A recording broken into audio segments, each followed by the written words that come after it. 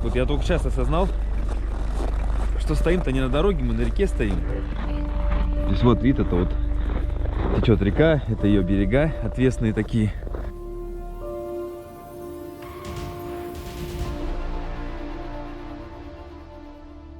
Добро пожаловать в Сибинкюль. Сейчас идет праздник, день оленевода у нас сегодня-завтра. Это чисто венский поселок.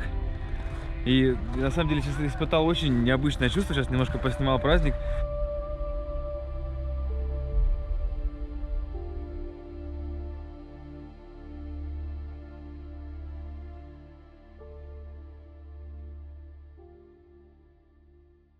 Надо такую технику на линию поставить, чтобы пассажиров.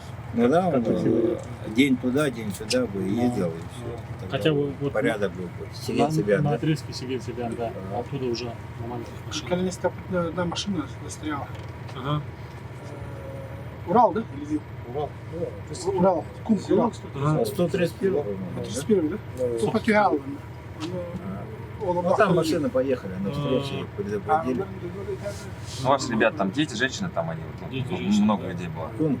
Но они нормально, они там затопили. Отсюда навстречу машину видели? Ну, Там много шло, да, поэтому мы сразу... Ну, вытащу. Да. Ну, здесь все привыкшие, они друг друга. Они даже не переживали, они там с улыбкой что-то там, он развлекался, пилил.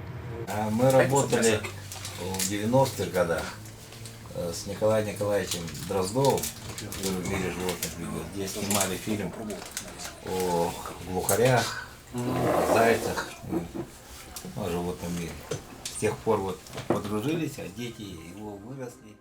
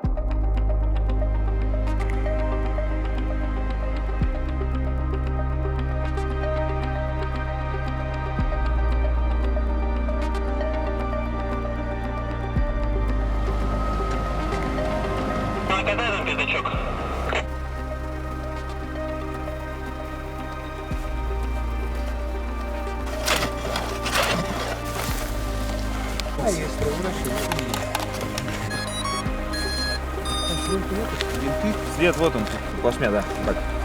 Чик. Все. Это шампанское было. Так, теперь... Ну что? Ну, хорошо закрутили, да? Тихо. 180. Вот, все, есть, упал на этот, на дне, ага. Чуть-чуть поднимайся и вперед.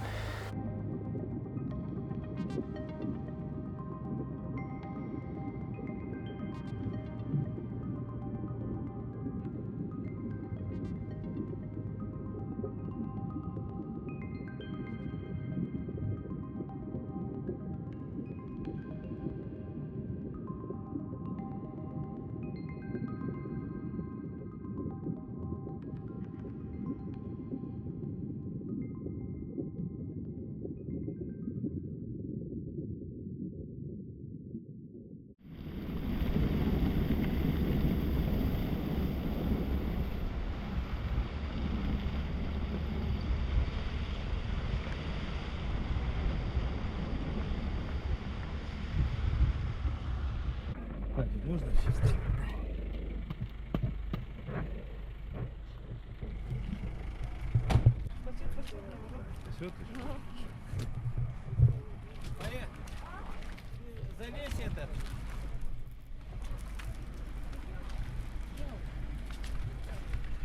Вот здесь очень большая наледь, которую невозможно объехать.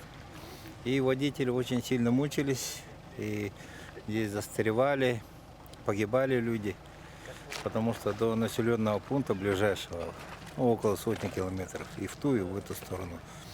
Поэтому спасатели Российского союза спасателей договорились, собрали по дачам доски, стекла, печь сварили. И здесь во время сборов учебно-тренировочных по горной подготовке на субботнике построили домик. Этот домик называется «Надежда». До 2013 года, пока дом не построили, сюда часто выезжали спасатели для организации аварийно-спасательных работ.